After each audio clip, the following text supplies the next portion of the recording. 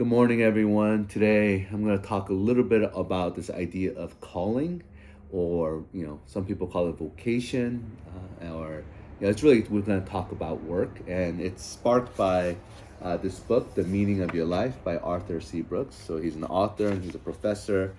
He teaches happiness at Harvard, which is really interesting in the business school.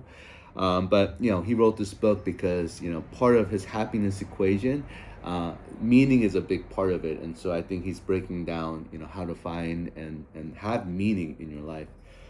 And so in this chapter that he's talking about, it's called "Look for Your Calling," and he's kind of going through the ideas of jobs and work and vocation and kind of finding satisfaction and meaning from the work that we do.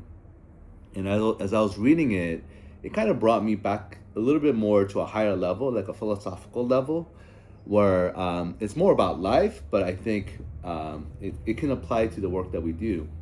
And I think if I were to ask someone who is currently dissatisfied at the job or maybe feel stuck at a job, I think there are three questions that I would probably want to ask.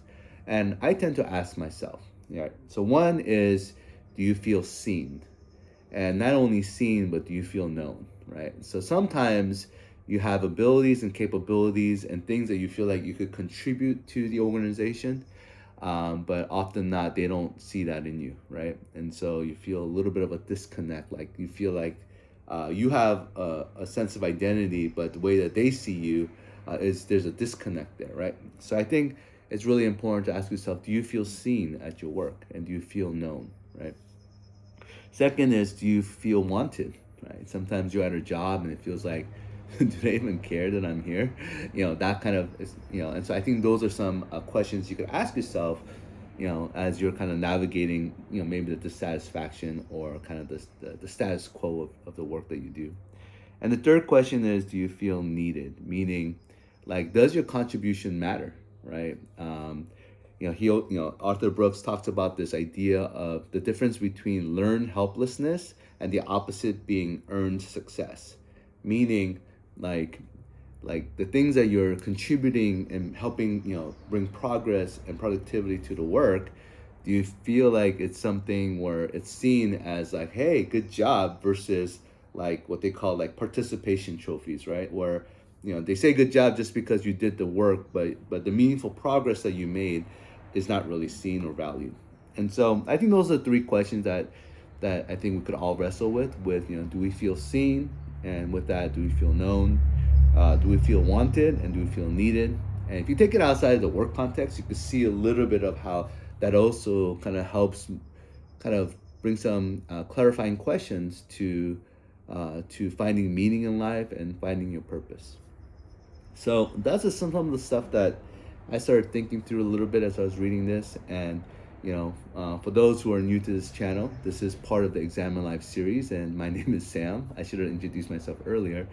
And I've been making these videos, hopefully under 11 minutes, and now I'm getting to a point where it's probably going to be under 7, where I just bring you into my morning practice as I'm reading and reflecting and thinking, and then I'm kind of verbally processing with you on, via video through YouTube, in hopes that not only will it give me some clarity as I'm thinking out loud, but also maybe it gives you some clarity or some encouragement to help you to pursue a meaningful life and build a beautiful home for your family and create a better future for the rest of us.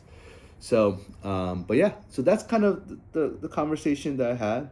I think there was a season in my life where I was very like discouraged and disgruntled in some previous work, and there was a phrase I had to write down in my journal every single day that helped me to just navigate the space. They call it the liminal space between where you are and where you want to go. It's the in-between space. They call it the liminal space.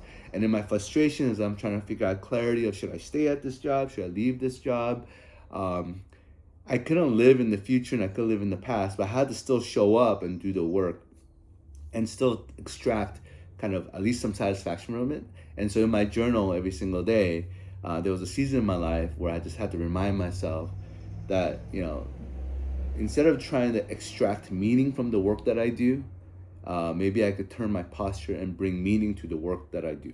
even though it might feel mundane or misaligned, but I still could bring meaning or bring excellence or extract kind of, again, some satisfaction by feeling the autonomy to bring meaning to the work, to continue to do work that matters and make meaningful progress, whether the organization appreciates it or sees it or even supports it.